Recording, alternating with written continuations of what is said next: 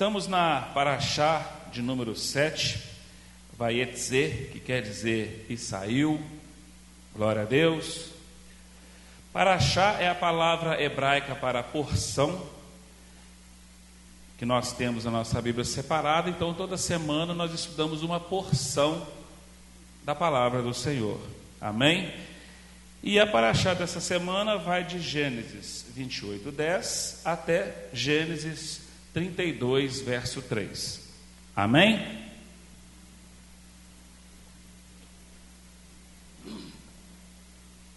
Aleluia. Vamos ler então a partir do verso 10 do capítulo 28, só um pequeno trecho, amém? E Jacó saiu de Berseba e partiu em direção a Harã. Ele chegou a uma planície e passou a noite ali, pois o sol se pusera. Ele pegou uma pedra do lugar, colocou-a sobre a cabeça e deitou-se para dormir. Sonhou, e ali diante dele havia uma escada apoiada no solo, e o seu topo alcançava o céu. E os anjos de Adonai subiam e desciam por meio dela. E então, repentinamente, Adonai estava em pé perto dele, e ele disse: Sou Adonai, o Deus de Abraão, seu pai, o Deus de Isaque. Darei a você e seus descendentes a terra sobre a qual você está. Seus descendentes serão tão numerosos quanto os grãos de poeira da terra. Amém? Glória a Deus. Amados, irmãos e irmãs, o que dizer, né? São palavras muito fortes. A porção dessa semana, como todo pastor fala aqui, né, é uma bênção, como todas elas, e essa também.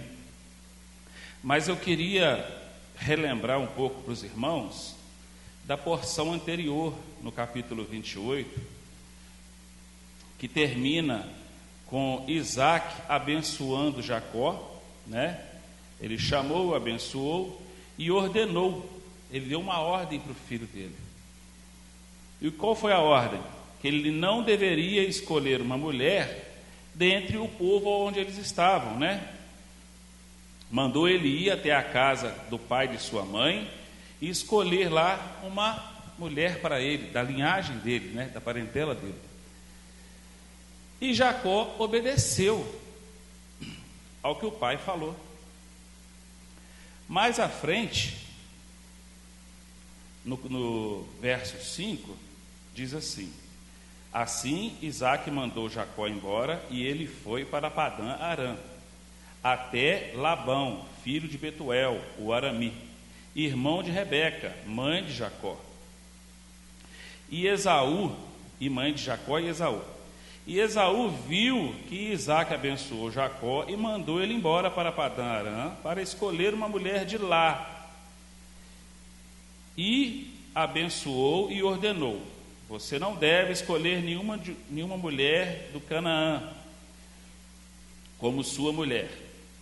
E Jacó deu ouvido ao seu pai e dirigiu até Padã Arã. Por outro lado, Esaú também ouviu e viu que as mulheres do Canaã não agradavam Isaque, seu pai.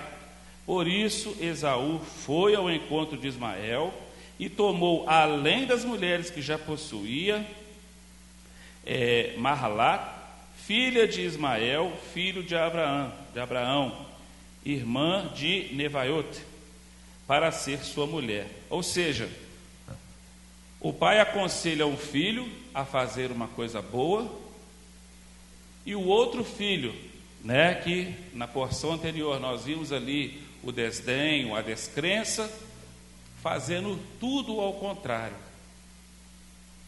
E no decorrer aqui dos estudos, você vai ver, né, o desenvolvimento da vida de Esaú, o que acontece com ele, mas você vai ver também Deus abençoando grandissimamente Jacó. Por quê? Porque, primeiro fato, ele deu ouvido ao conselho do pai. Ou seja, ele obedeceu o pai dele. Obedeceu o pai, seguiu os seus conselhos e foi o quê? Bem-sucedido.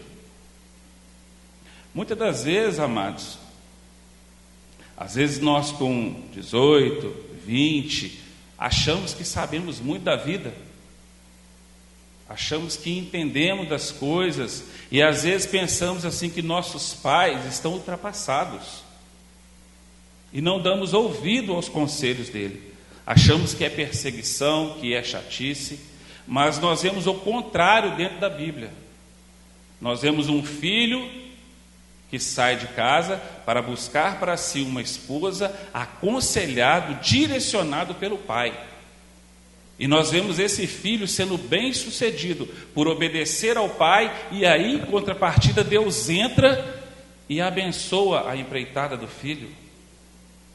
Ele é bem-sucedido em tudo que ele faz. Glória a Deus. Então nós temos que dar ouvidos aos conselhos de nossos pais. Eu sou a testemunha viva aqui na frente de vocês, que eu, no meu tempo de adolescente, rejeitei muito os conselhos de meu pai. Não ouvia, não entendia. Eu não conseguia, juntar o conselho do meu pai com o que eu queria fazer. Estava sempre contra. E depois, que a gente vai passando, vai ganhando experiência, casa-se, vem os filhos, e aí, Deus, o Espírito Santo, vem trazendo à memória as conversas, os conselhos, os direcionamentos. Aí às vezes até a gente para e pensa, poxa, se eu tivesse ouvido, às vezes hoje eu poderia estar melhor, às vezes eu poderia ter feito coisas melhores, ou então ter reagido de uma forma melhor às situações, se eu tivesse dado ouvido ao meu pai, à minha mãe. Está entendendo? Eu tive a minha fase de rebelde, e eu confesso a vocês, não foi boa. Não foi boa a minha fase de rebelde. Eu dou glória a Deus que, aos 31 anos da minha vida, eu me rendi aos pés do Senhor, aleluia. E aí eu abandonei toda aquela rebeldia que eu tinha, todo aquele nervosismo que me acompanhava, tudo aquilo caiu por terra. Porque aí eu passei a seguir o quê? Os conselhos do Eterno, os conselhos que Ele deixou para nós, registrados na palavra. Então, meus queridos, o que eu quero dizer para vocês, que os conselhos de Deus são bons. O direcionamento que Ele dá para a nossa vida na palavra é muito bom. Às vezes nós lutamos porque isso não encaixa no nosso cotidiano, não encaixa no que a gente cresceu, da forma que a gente aprendeu. Às vezes isso não encaixa. Mas a verdade é que o conselho de Deus, as palavras dele, não vão mudar, porque a nossa vida não se encaixa aos moldes dele. Ele vai continuar sendo quem ele é, e a palavra dele vai continuar sendo firme até o final dos tempos. E nós temos que nos moldar à palavra de Deus. Nós temos que nos render aos pés do Senhor Jesus, lembrar do sacrifício dele, lembrar do preço que ele pagou. Amados, hoje isso parece loucura para muitos. Um homem nascido filho de Deus, nascido de mulher, vem à terra e morre para pagar os nossos pecados. E tem muita gente nos dias de hoje que não está dando bola para isso, que não está dando atenção, está seguindo a sua vida, está fazendo o que tem vontade de fazer. E isso é preocupante, porque os sinais estão por toda parte. Olha o que está acontecendo com os nossos irmãos em Angola, olha o que está acontecendo no mundo. Às vezes Jesus não volta com você em vida, mas Jesus está voltando. Aleluia? Isso é fato, isso é verdade. Jesus vai voltar. É um ciclo. 6 dias trabalharás e no 7º descansarás.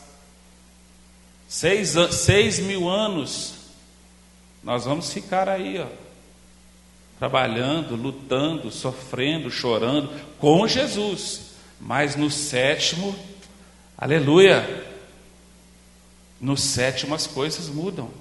No sétimo o Senhor volta e vai ter muita coisa boa. Vai ter descanso, vai ter shalom. Então é um ciclo, é repetitivo, assim como o nosso dia a dia. Aleluia. Jacó ouviu o conselho de seu pai, por isso foi bem sucedido. No capítulo 28, verso 17,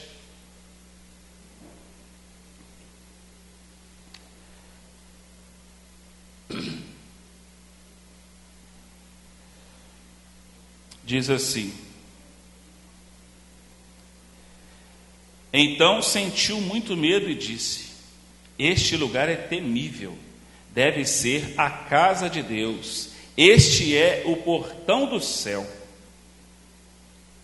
Quando Deus promete, Ele confirma, amados, porque Deus chama Abraão e manda Abraão sair. Fala: ó, vai para a terra que eu te mostrar, eu vou te abençoar e eu vou te multiplicar. E Abraão obedeceu. Deus promete um filho a Abraão, e depois, em idade avançada, esse filho chega, Isaque.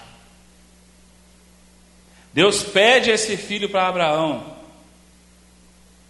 Olha só que interessante, no mesmo endereço, eu quero usar essa palavra hoje, no mesmo endereço onde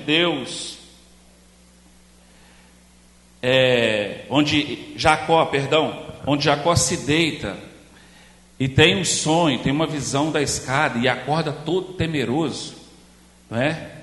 Porque ele viu anjos subindo e descendo. No mesmo lugar, foi o mesmo lugar onde Isaque quase foi imolado. O mesmo lugar, mesmo endereço. Aleluia! No mesmo endereço onde Jacó dorme e teve a visão da escada, ao qual ele disse: é a casa de Deus. Nesse mesmo endereço construíram-se o templo de Salomão. Nesse mesmo lugar. Nesse mesmo endereço, Yeshua foi imolado para a redenção da humanidade. Olha o que aconteceu nesse lugar, gente. Jacó pega uma pedra e usa como travesseiro e deita para dormir, e Deus mostra para ele uma escada aonde os anjos sobem e descem. De repente, quem aparece diante dele? O próprio Senhor. Aleluia! Ou seja, esse é o endereço mais importante da terra nos dias de hoje, é o Gólgota. É o endereço mais importante. Aonde há uma porta, há ligação. Era a porta do céu ali, ó. Era a ligação, os anjos subiam e desciam, e de repente o próprio Deus aparece e conversa com Jacó ali. Aonde tem porta, tem ligação. Aonde que você está direcionando as portas da sua vida nos dias de hoje? Em que você está se ligando? Aonde você está se apegando mais nos dias de hoje? O que é importante para a sua vida? Nós abrimos portas, amados, portas de amizade, onde as pessoas entram em nossas vidas. Nós abrimos o nosso coração, nós confidenciamos, nós abrimos portas de conhecimento. Mas tem uma porta na sua vida que ela nunca pode fechar, ela tem que estar sempre aberta, que é a porta que te liga a Deus, aonde você vai ter o seu contato com Ele, a sua intimidade com Deus. E como que anda essa porta no dia de hoje? Como que está esse endereço aí? Como que está funcionando isso? O seu número já está apagadinho já? O seu CEP já foi esquecido lá no céu? Porque às vezes nós não temos falado com o Eterno, temos orado pouco, temos estudado pouco. O que você tem dado importância para a sua vida? Porque Deus, quando Ele promete, nós vemos nessa porção aqui que Ele está cumprindo. Deus prometeu a um homem que ia fazer dele milhares, que nem a areia do mar, da praia, não ia ter como contar. Vou te multiplicar e vou te abençoar. E nós vemos aqui Deus prometendo, porque no decorrer dessa porção, nós vemos um servo do Senhor fazendo um pacto com Ele, e nós vemos Deus cumprindo parte a parte de tudo que Ele pediu. Então, se você mantém a sua porta aberta com Deus, a sua ligação com Deus, e aqui eu não estou te ensinando a negociar com Deus, não, aqui eu só estou te lembrando a andar com Deus. Deus vai ouvir suas orações, vai ver as suas necessidades, vai ver as suas dores. Tem que ter ligação, amado. Aonde há uma porta, há ligação. Se essa porta aqui se fechar, tem como nós entrarmos aqui para cultuar? Então acabou a ligação deste lugar em culto a Deus. Teremos que abrir outra porta. Está entendendo? Como que está a porta do seu coração? A porta da sua mente. O que você anda pensando? Em que você anda gastando o seu tempo nos dias de hoje? O que nós estamos gastando o nosso tempo? Às vezes, amados, nós perdemos muito tempo pensando, resmungando, se indagando coisas que não são de Deus. Às vezes nós passamos muito tempo pensando em problemas e situações que ainda nem aconteceram, e nós perdemos tempo vivendo aquilo, quando nós poderíamos estar pegando esse tempo desperdiçado e aplicando a Deus. Porque Paulo fala lá na frente o seguinte: para mim o viver é Cristo e morrer é lucro. Quando Paulo fala isso, eu entendo que Paulo não tinha outro argumento a não ser falar de Jesus, a não ser pregar as boas novas, a não ser cumprir aquilo que Deus chamou ele para fazer.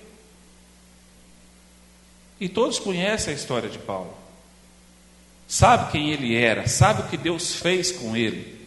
Muitos admiram Paulo, mas às vezes nós pecamos nessa parte. Às vezes nós estamos muito ligados aqui, muito ligados aos nossos problemas, vivendo, sofrendo e morrendo com eles, e dedicamos o nosso tempo bem pouco para Deus. Deixamos a nossa porta bem meio que encostada. Nós precisamos, amado, dedicar mais a Deus. Essa é a verdade da nossa vida. Nós nascemos, nós somos feitos para a glória dele. E quando nós entendemos isso, nós tememos. Assim como Jacó temeu aqui quando viu aquilo. Todas essas coisas que eu falei aqui, no mesmo lugar. Deus, ele não precisa de ir aqui e lá, não. Ele tem uma promessa. Ele prometeu uma terra. Ele prometeu filhos para essa terra. Então tudo que ele precisava fazer, ele tinha que mudar de terra. Ele fez tudo ali. Jerusalém, Israel, Canaã, ela está toda conectada nas promessas de Deus. Ali foi gerado um povo, ali foi gerada uma aliança, e ali nós entramos nessa aliança. Glória a Deus. Nós fazemos parte dessa aliança. Nós queremos as bênçãos desse povo. Tem muita gente que quer as riquezas desse povo, as riquezas do Deus desse povo, porque vê Deus abençoando Salomão, enriquecendo Davi e tantos outros. Às vezes olhamos para os bens materiais que Deus pode dar. Mas o maior bem que Deus está dando para todo mundo que quiser Ele é salvação, é vida eterna. O ser humano, nos dias de hoje, amado, o ser humano, o crente em geral, parece que ele perdeu o brilho do que é a vida eterna. O que é isso que eu vou receber? Será que a gente não para mais para pensar no que Jesus está preparando para nós? Vida eterna. Querido, nós estamos morrendo a cada dia que passa. Cada dia. Outro dia aí eu tinha 18. Outro dia eu estava com 21, casando com a Edileia, minha esposa, linda, o amor da minha vida. Já se fizeram 20 anos que eu casei, amado. Estou ficando velho. Eu gosto de falar 20 anos, eu encho a boca, gente. 20 anos que eu tenho de casado com a minha esposa. Glória a Deus por isso. Olha como é que o tempo passa. E eu envelheci, engordei.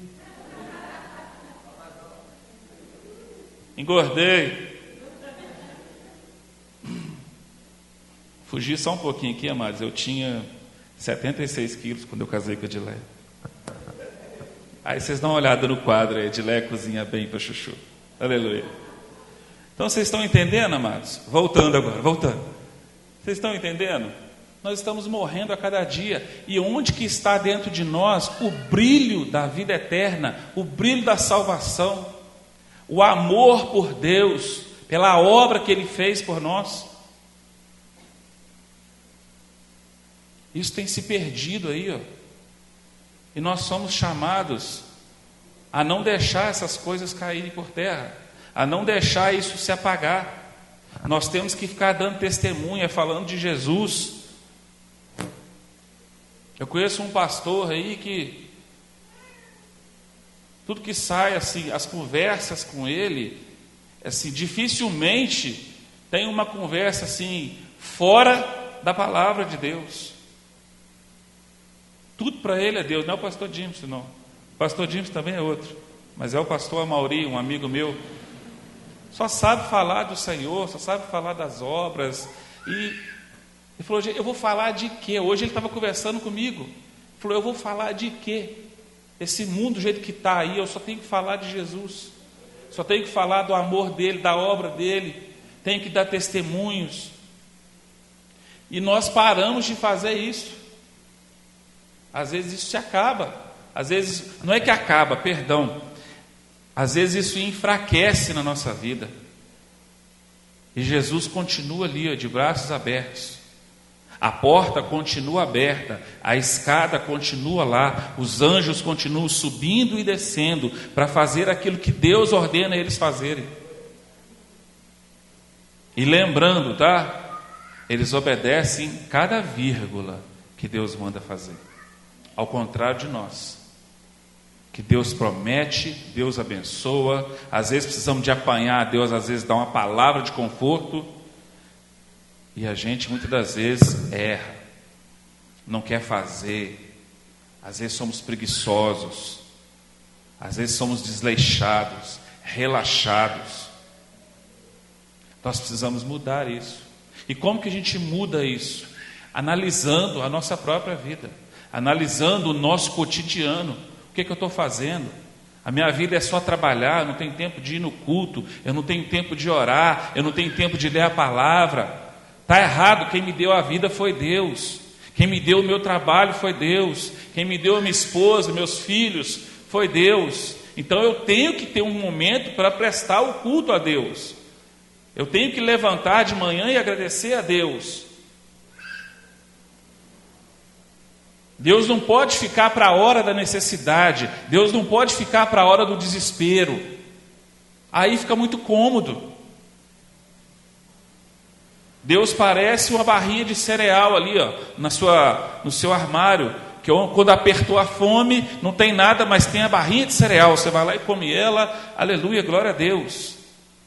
Então, na hora do aperto, você clama, aí ele vem, né, como uma boa barra de cereal e atende os seus caprichos e volta.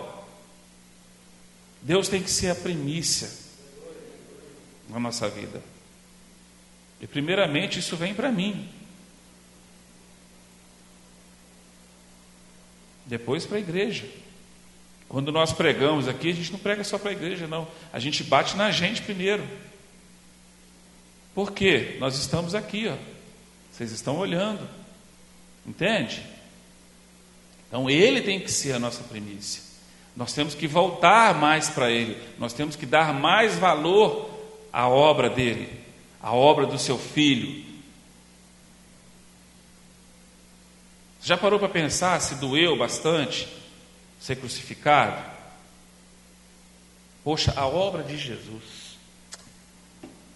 Aqui tem um plano de redenção nessa porção aqui, gente. As 12 tribos começaram aqui. Ela termina com 11 filhos. O 12º vai nascer lá no capítulo 35. Mas já, o projeto já está quase terminado aqui. É o projeto de redenção, de salvação. Deus levantou um povo para no meio daquele povo colocar o quê? O Salvador. Aí você já parou para pensar nisso um pouquinho? Às vezes no seu dia a dia, no nosso dia a dia, nós paramos para pensar se doeu aqueles cravos, se doeu chicotadas, se doeu ser esbofeteado, sei lá o que fizeram com o nosso Salvador, mas ele passou por tudo isso. Doía as costas que papai e mamãe davam, doía, mas não chegava nem perto, não chega nem perto do que o nosso Salvador sofreu por nós. Então eu creio, eu acho que Jesus merece um pouquinho mais de nós. Amém? Ele merece um pouco mais. Ele merece o nosso cotidiano corrido, né?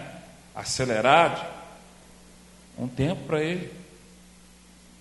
Um tempo para Deus. E aí, olha o que Yeshua disse, lá em João, deixa eu ver se está aqui, lá em João 10, 9, parte A. Eu sou a porta, e se alguém entrar por mim, salvar-se-á. Então, por onde nós temos que entrar? Por Yeshua. Jesus, Ele é a porta, Ele é o caminho, Ele é a verdade, Ele é a vida. Quem entra por Ele, salvar-se-á. Ah, glória a Deus, então eu vou entrar por Jesus. Então, o macete, o caminho é entrar por Jesus. Então, eu vou aceitar Jesus, estou salvo, beleza. Não.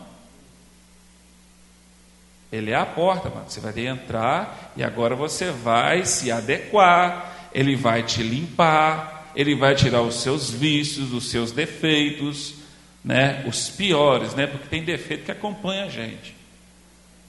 Mas são defeitos assim, menos, né? Menos nocivos, né? Como por exemplo, roncar. Ele não tirou minha, né? Eu ronco, eu babo. Então essas coisas não tirou. Para mim é defeito, gente, né?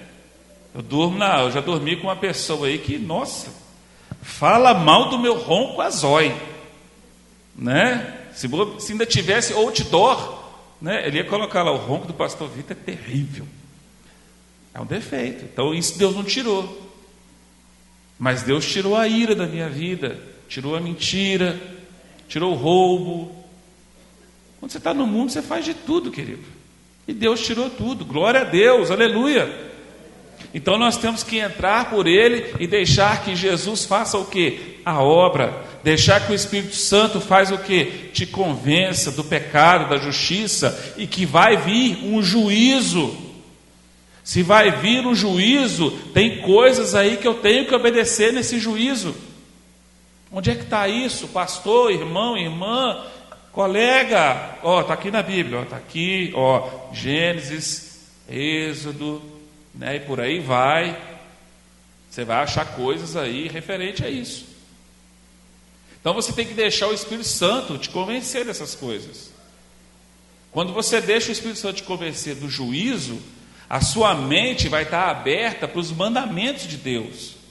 Aí a sua mente vai aceitar mais as palavras que hoje ainda tem resistência. Se você está aqui hoje, se você está em qualquer outra igreja e tem resistência à palavra do Senhor, é porque você está resistente ao Espírito Santo de Deus. Porque a função de um pastor é conduzir. É apontar o caminho. Mas a função do Espírito Santo é te convencer. Então, se você não está convencido, amado, ore a Deus, peça a Deus para que o Espírito Santo reforce o toque dele na sua vida. Se você ainda está muito pecador na presença de Deus, você que está aqui, você que nos assiste, ore a Deus para que o Espírito Santo toque com mais força, para que você resista mais ao pecado. É Deus que vai fazer essas coisas. Pastor, como eu falei, ele direciona, ele aconselha.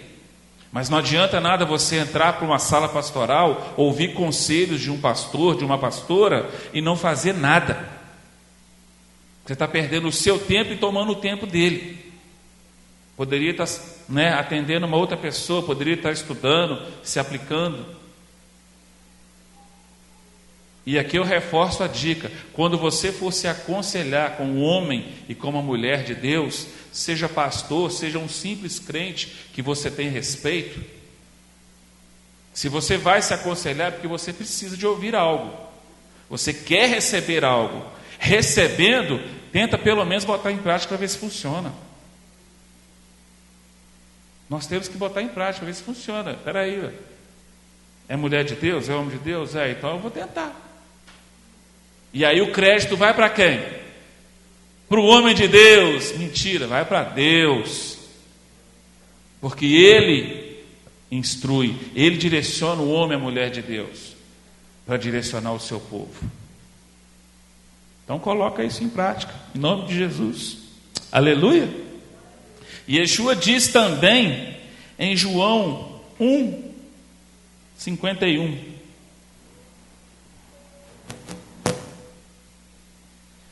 Ele faz uma referência, para mim ele fez uma referência, porque olha o que aconteceu. Então ele lhes disse: sim, é verdade, eu lhes digo, que verão o céu aberto e os anjos de Deus subindo e descendo sobre o Filho do Homem. Aleluia. Quando Jacó teve o sonho, ele via uma escada e anjos subindo e descendo. De repente, quem que aparece da frente dele? A palavra diz que é Deus. Mas nós sabemos que o representante, o anjo da presença, é Yeshua. Então ali, Yeshua na frente de Jacó e os anjos subindo e descendo. Para um bom judeu, para um bom entendedor da palavra, ele fez a ligação na hora do que Yeshua estava falando. Ele sabe direitinho quando ele citava onde estava escrito. E Jesus fez essa citação para ligar, para que a palavra de Deus continue conectada. No verso 20, Jacó faz um voto a Deus. O interessante é que quando Deus aparece para Jacó, ele promete para ele estar com ele, ele promete que ele vai ser bem sucedido, promete tudo para ele. E aí Jacó faz um voto, verso 20 do capítulo 28.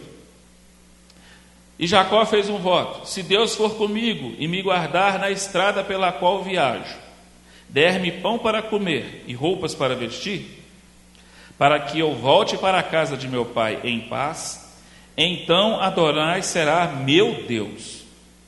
E esta pedra estabeleci por coluna, e será a casa de Deus. O que eu falei? Onde foi construído ali? O templo de Salomão, casa de Deus para todas as nações, casa de oração. Aleluia! E tudo que me deres, devolverei a ti como fidelidade a 1/10. Ou seja, o dízimo. O Senhor promete tudo para ele e ele faz um voto para Deus.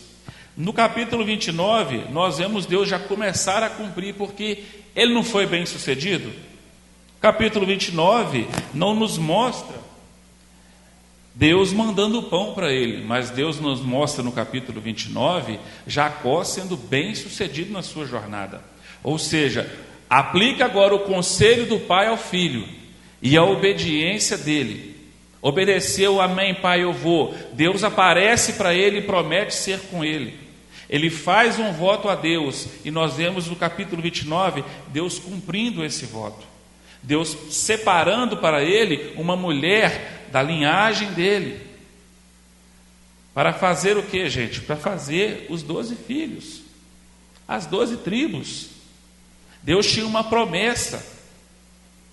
Por isso que nós falamos, Deus de Abraão, Isaque e Jacó. Deus fez uma promessa para Abraão, deu o filho da promessa e cumpre ela em Jacó, formando as 12 tribos. Aleluia! E mais adiante, depois que Jacó encontra Raquel, e aí você já sabe o que acontece, ele se apaixona, e aquela coisa, é uma história de amor. E mais adiante, no capítulo 25, no verso 25 do capítulo 29, começa a intriga amorosa de Jacó. Mas é uma intriga legal, porque Jacó se casa, primeiro ele é enganado por Labão, depois Labão dá aquela desculpa, porque o costume era dar a primogênita, mas tudo bem, houve o casamento.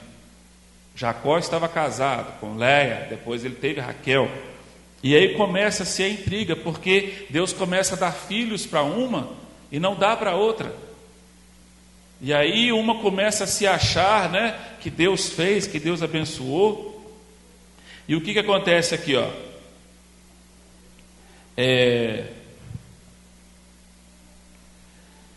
No verso 31, Adonai viu que Léia era despesada, por isso ele a tornou fértil, enquanto Raquel permanecia estéril.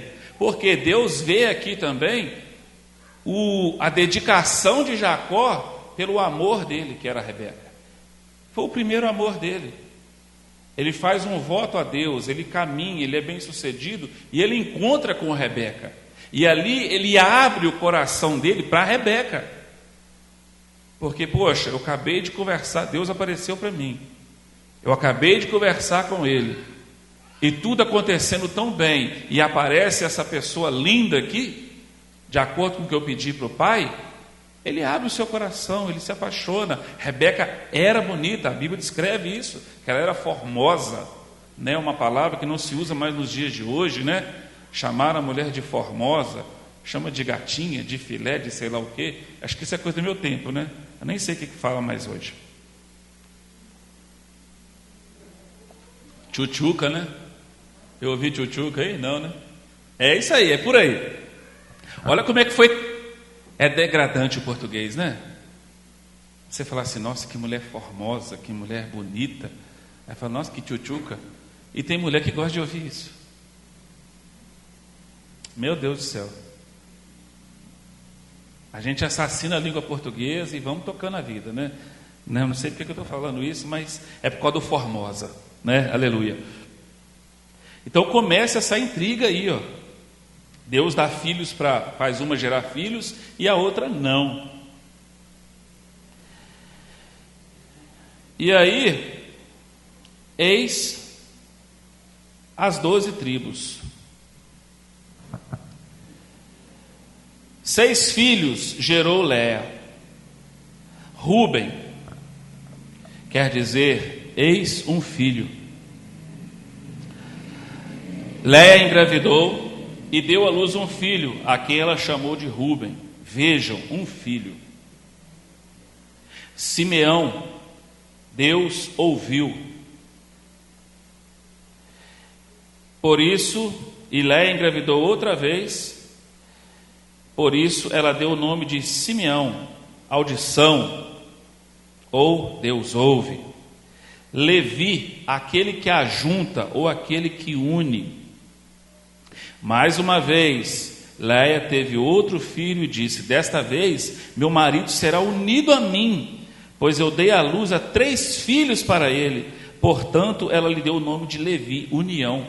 Vocês estão vendo? Ela vai glorificando a Deus, e na glorificação dela, Deus vê o quanto essa mulher era humilhada, ela se sentia humilhada, porque ela não sentia o quê? O amor do seu esposo. Léia gerou 6 filhos para Jacó, 6 filhos da linhagem pura. Um judeu com uma judia, um hebreu com uma hebreia, como você quiser. 6 filhos Léia gerou. E ela engravidou outra vez e teve outro filho. Desta vez louvarei ao Senhor. Portanto, ela chamou Irudá, Judá, louvor. E aí ela parou um pouquinho de ter filhos. Judá deriva também a palavra judeu. Judá, Deus é meu louvor. Não, Judá é louvor, correto? Judeu, Deus é o meu louvor. Olha a importância no nome desse povo para Deus. Olha a importância que Deus tem que ter na sua vida. Você não tem, aqui não tem homens com o nome de Judá, mas nós temos a palavra de Deus que nos explica a importância das coisas. Então, que Deus possa ser o seu louvor, assim como eu já falei da importância do nosso dia a dia, mas que nós possamos dar esse valor para Deus. Deus é o meu louvor. Em Deus você se alegra, em Deus você tem prazer, em Deus você tem as suas recompensas, em Deus você tem as suas respostas. Por isso você vai estar o quê? Constantemente louvando a Deus. Não importa, amado, o que diga, não importa o que pense, quase que da música, né? Não importa, não se importe. Deus é o seu louvor e isso é problema seu e de Deus. Se o outro não gosta, ora para ele passar a gostar. Mas Deus tem que ser o nosso louvor, Deus tem que ser a sua força, aquilo que te dá prazer, aquilo que te gera satisfação dentro de você. Amado, é importante falar de louvor aqui, é porque tem músicas, louvores, que mexe com o ser humano. Tem louvor que você se sente cheio da presença de Deus. E não é para você sair saltitando ou falando em mistério. Quer fazer isso, faz. Quer falar, fala. Mas é o momento onde você se sente cheio. É a hora de você louvar, agradecer, engrandecer a Deus. Vocês não sentem isso? Eu sinto isso. A música mexe muito comigo. Os instrumentos mexem muito comigo. Eu gosto de ouvir instrumentos. Eu gosto de ouvir solos, todos os tipos de solos. Isso mexe comigo. E isso veio de quem, amados? Isso veio de Deus, para a minha vida, para a sua vida. Deus nos dá instrumentos, ferramentas para adorar Ele. Porque creio eu que Deus entende até a nossa dificuldade, às vezes, de nos soltar na presença dEle, de dançar, de bater uma palma. Né? Quando o pastor voltou de Angola, eu fiquei maravilhado de ver ele dançando aqui. Falei, Jesus amado, Angola faz coisas. E essas coisas a gente tem que deixar sair. Porque Deus quer a nossa adoração, Deus quer o nosso louvor. Então que Deus possa ser o seu louvor, possa ser a sua importância. Amém? Aleluia. Depois, Léia teve mais 2 filhos. Issacar, aquele que dá salário ou recompensa. Nome interessante, né? O significado dele. Porque no significado desse nome, eu vejo atributos de Deus para a nossa vida. Porque nós temos um Deus que nos dá salário, ou como ensinou o irmão Cláudio aqui, né? Nos empresta o salário. E depois nós devolvemos o quê? O dízimo desse salário. Nós temos aqui um Deus que nos recompensa. Esses atributos são do seu Deus. O seu Deus te dá essas coisas. Você quer ser recompensado por Ele? Você quer que Deus te dê salário? Não seja tímido, não, amado. Eu quero. Eu preciso de salário para pagar minhas contas. Eu preciso de dinheiro para movimentar a vida. Amado, a gente sem dinheiro a gente passa fome. Às vezes falar de dinheiro em altar, parece que o pastor está querendo apelar para alguma coisa, mas ele é tão importante para a nossa vida quanto todas as outras coisas. Porque sem dinheiro você não compra carro, sem dinheiro você não compra comida, você não paga a luz, você não paga a água. Sem dinheiro você vai morar na rua. E quem mora na rua pede o que para os outros? Dinheiro. É a raiz de todo mal, não é? Ah, o pastor está falando de dinheiro.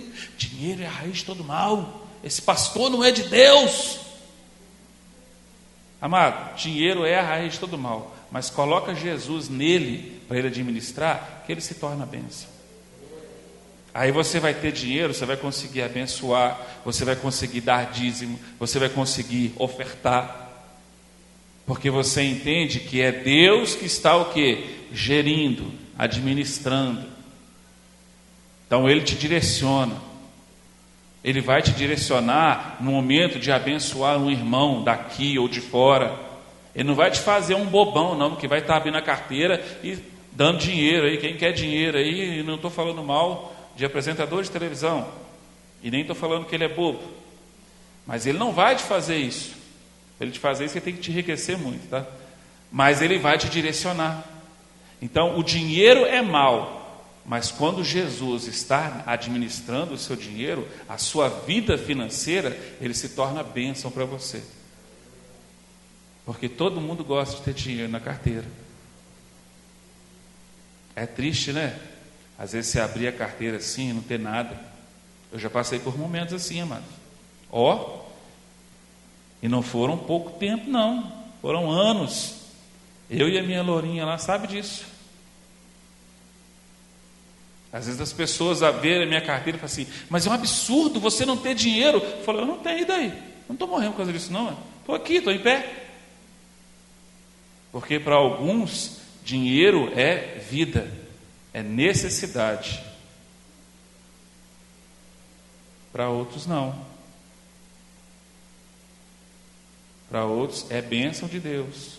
Não, esse momento eu estou sem, mas daqui a pouco Deus manda. Então, coloque Jesus nas suas finanças. Coloca Ele, Senhor, me ajuda a administrar, me ajuda a abençoar a tua casa, me ajuda a abençoar os meus irmãos. Eu ganho pouco, mas o Senhor sabe multiplicar. Quem mais sabe multiplicar do que Jesus, amados? Quantos pães e quantos peixes foram mesmo? 5 pães, 2 peixinhos, alimentou quanto? 5.000 pessoas, mais ou menos? Homens. Não contou mulher e criança, não. Pensa nisso. Quem sabe multiplicar melhor do que o seu Salvador? Então, se Ele sabe multiplicar tão bem, Ele pode multiplicar em tudo na sua vida.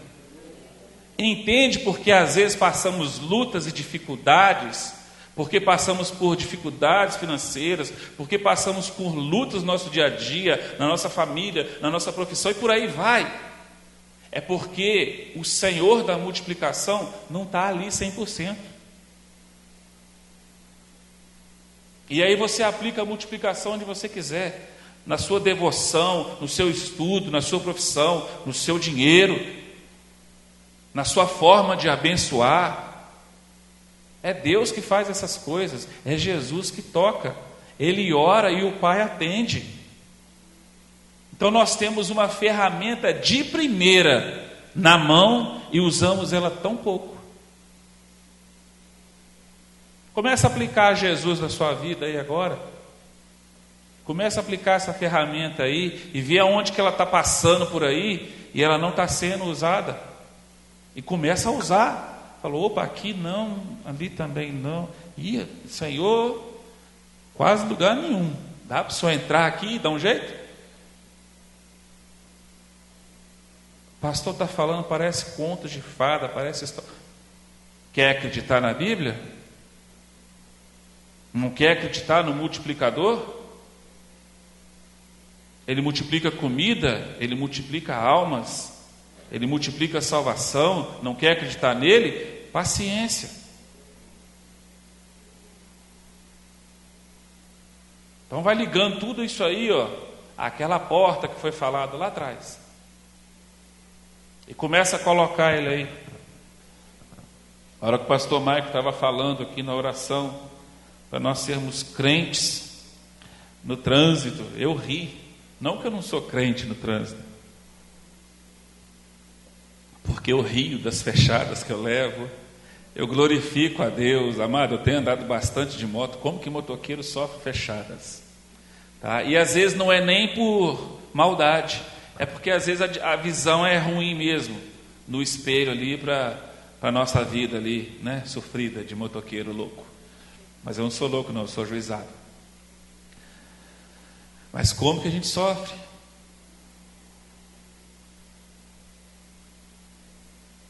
E aí? O que fazer? E aí, tem crente, amado, que quando está no volante, esquece que é crente. E aí leva uma fechada, xinga, às vezes não permite uma preferência, às vezes dificulta a vida do outro. Tem crente que faz isso. E se tem crente aqui que faz isso, por favor, se corrija. Se tem crente nos ouvindo que faz isso, por favor, se corrija. Ame a vida. Às vezes, por causa de uma imprudência, nós podemos tirar a vida de alguém. Às vezes você está no seu carro e vê um motociclista. Amados, não importa se você está certinho. E aqui eu não estou defendendo motociclista, não. Não importa se você está certinho na sua via e ele quer passar no meio, no cantinho. É moto, é estreitinho. Então, às vezes, a gente esquece e vai. Então, não fecha gente boa, não. Deixa ele ir. Se você está na estrada, tem um cara querendo te ultrapassar e o seu carro é potente. Não, eu não vou deixar. Deixa ele ir, está com mais pressa que você. Aproveite o passeio. Aproveite. Já andei muito a 160, não cheguei a 180 porque meu pé não vai lá, né? Tem pé aí que é mais ungido, faz até carro 1000 da 180. Não cheguei ainda, mas hoje em dia isso diminuiu na minha vida. Agora eu ando a 90, 100, 120, vou ultrapassar, papá. Respeito os motociclistas, porque eu sei que às vezes eles estão apressados. Semana do Enem agora, né? Domingo. Eu estava voltando para casa de moto, e aí tinha um carro na minha frente, um ônibus, e aí moto, né, eu joguei para o lado e fui ultrapassando. Aí a pista foi fechando, mas tinha espaço assim para 2 carros. E aí o cidadão que conduzia um carro de cor vermelha começou a me fechar. Aí eu estava do lado dele assim, mano. Eu só buzinei para ele e fiz assim, ó. Ele falou assim, aí não te cabe. Eu falei, cabe sim, se você deixar. Se você não deixar, não cabe. Então tem crente que quando pega o volante, esquece que é crente. Então pegou o volante, lembra que é crente. Faça como eu, ria das fechadas. Eu poderia ter brigado com aquele rapaz ali que estava me fechando. Não briguei não. Falei com ele, acelerei minha moto e fui embora. Falei, deixa eu largar ele para trás, vai que ele é encrenqueiro, né? E de briga eu corro quilômetros, né? Fui embora. Mas tem gente que quer tirar satisfação, né? Quer brigar, quer puxar o porrete, sei lá mais o que. Então seja cristão em todas as áreas da sua vida. Seja cristão. Nós temos que aprender a controlar a nossa carne, as nossas emoções, os nossos sentimentos. Sabe por quê? Porque aqui também, e agora voltando um pouquinho para o que Jacó falou aqui, na caminhada de Jacó, quando ele sai da terra do seu sogro, e isso eu vi sobre estudiosos, tá? Não são palavras minhas. Quando ele sai e Labão vai atrás dele, e o acusa de ter roubado os ídolos. E o que Jacó fala? Se alguém aqui roubou seu ídolo, se tiver aqui, vai morrer. Amados, são palavras de um patriarca. E nós estamos cabeludos de saber que as palavras têm poder. Tiago nos ensina isso. Cuidado com o que sai da sua boca. Cuidado com o que você fala quando está nervoso, nervosa. Cuidado. Às vezes nós podemos matar uma pessoa. E aí o que acontece com a esposa dele, que estava escondendo os ídolos ali, quando gera o segundo filho para ele? Morre. E segundo os historiadores, foi por causa dessa palavra de Jacó. Mais à frente, lá em Juízes, nós temos um rei que fez um voto a Deus, que se Deus desse para ele a vitória, quando ele estivesse chegando em casa, a primeira pessoa que passasse pela porta, ele ia oferecer para Deus. E aí eu deixo para vocês pesquisarem o nome desse gente boa. Quem que aparece diante dele? A única filha dele. Você tem que ter cuidado até na hora de fazer um voto para Deus, porque voto não é brincadeira. Vamos fazer um voto, vamos fazer propósito. Começa o propósito, para o propósito. Começa um voto, não termina o voto. Fala uma coisa, não cumpre o que fala. E aí aquele rei, aquele homem, se entristece, porque era a única filha dele. Ele fez o voto, Deus cumpriu, Deus deu lá o povo na mão dele, ele venceu a batalha. Quando ele volta para casa, lá jubilando de alegria, quem que aparece tocando o tamborim, os adufes lá? A filha dele dançando. E o homem se planteia, rasga suas vestes. Mas aí a filha o consola o coração. Eu vou contar a história, vai ficar mais fácil vocês acharem, tá? E a filha consola o coração dele, para que seja cumprido o voto. Ela falou: pai, deixa eu ir chorar a minha virgindade, depois o senhor faz aquilo que o senhor falou. Mas entende? Jacó deu uma palavra: quem tiver com esses ídolos vai morrer. Não morreu na hora, mas morreu precocemente. E logo quem? A mulher que ele mais amava. Entende a dor? Eu fiz essa ligação para que você possa entender a dor.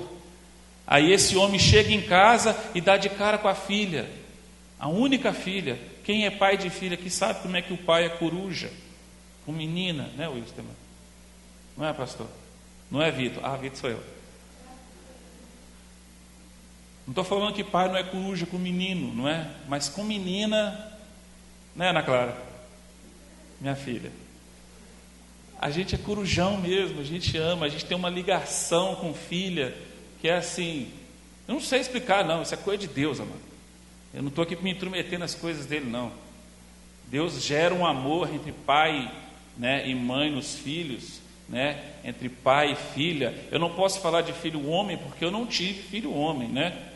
Mas eu falo da experiência que eu tenho com a minha filha, do amor que eu tenho para ela, do carinho, do cuidado. Então, eu posso imaginar a dor deste homem. Eu posso imaginar a dor de Jacó ao perder o seu amor. Tudo isso por causa das palavras. Cuidado com o que a gente fala. Amém? 2 filhos gerou Raquel. E eu estou quase terminando. José,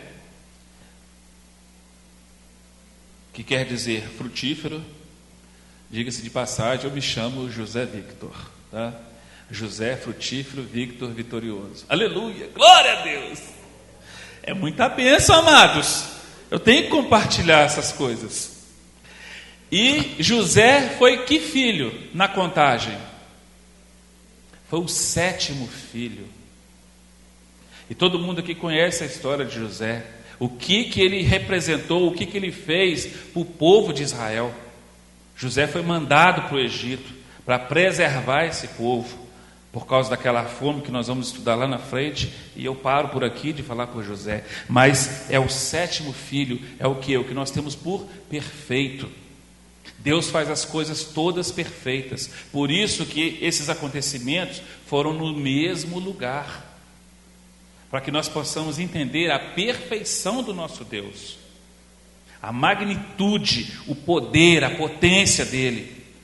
Então você serve a um Deus potente, poderoso, faça bom uso dele.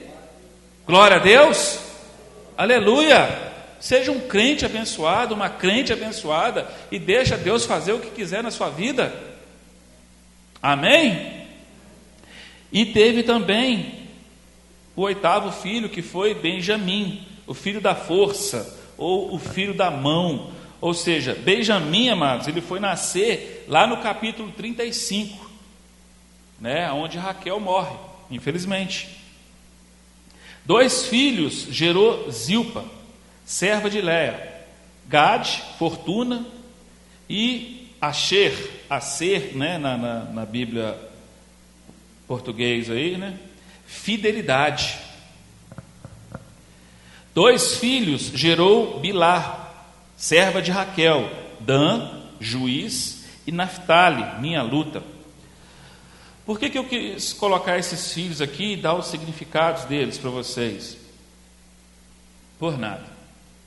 Eu só queria falar para vocês que na linhagem, na geração das 12 tribos, 4 não eram de sangue puro. 4, Deus permitiu entrar filhos de escravas, com o patriarca Jacó. Mas isso nos mostra o que? Já a intenção de Deus de salvar, de colocar no meio do povo os gentios. A intenção de Deus em mostrar para Israel que a salvação não era só para eles, porque Ele permitiu filhos de escravas entrar na linhagem, entrar na história. Assim como Ele em Yeshua, em Jesus, permitiu que nós entrássemos e fôssemos aproximados dEle. Permitiu que em Yeshua, né, a rivalidade das nossas desobediências caísse por terra. A nossa rinha, né, a nossa nhaca de desobedecer a Deus, em Jesus, ela caiu por terra. Ele pagou os nossos pecados, e Ele está pagando até hoje para quem quiser aceitar Ele. Mas Ele morre uma vez só, tá? Fica brincando com Ele não. Fica brincando com Jesus não, porque Jesus é justo. Jesus é bonzinho, Jesus é tudo que você quiser, tudo. Mas no dia do juízo final, Ele vai olhar para você. Espera aí, qual lado que é aqui, meu Deus do céu? Que lado que eu estou aqui, gente? A direita ou a esquerda? Do púlpito, é porque eu estou à esquerda. Então Ele vai estar lá, vai olhar para sua, eu vou olhar para você, tá, Diogo? Pastor Diogo. Vai olhar para o pastor Diogo assim, tá? É só uma ilustração, por favor. Vai olhar para o Diogo assim, vai olhar para o pai. Conheço. Vai olhar para o outro, vai olhar para o Wilstermann, vai olhar para o pai e vai falar assim: não conheço. Está arrependido em nome de Jesus, irmão. Tá? Mas é só ilustração. Jesus é tudo que você imaginar. É paz, é amor, é longanimidade, é riqueza, é din-din no bolso. Mas se Ele falar com o pai que não te conhece, você está condenado. Você aceitou Jesus, você se batizou, mas você brincou com Ele a sua vida inteira. Ele não vai te conhecer. Então há uma seriedade ao entrar pela porta. Há uma seriedade. Há algo muito importante que nós temos que fazer ao passar por essa porta. É servir Jesus, é servir a Deus em espírito e em verdade. É lutar contra os nossos erros, contra os nossos pecados. É procurar sermos santos para nós mesmos também, mas que você seja santo para que outro veja. Porque se ele falar, meu amigo, minha amiga, meu irmão, minha irmãzinha, que não te conhece, acabou. E aí, eu vou na segunda, amados, eu já estou quase terminando. Antes de vir para esse ministério, eu acreditava que tinha uma segunda chance.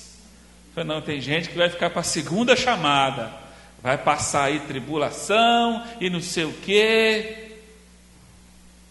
Sai dessa, mano. É furada.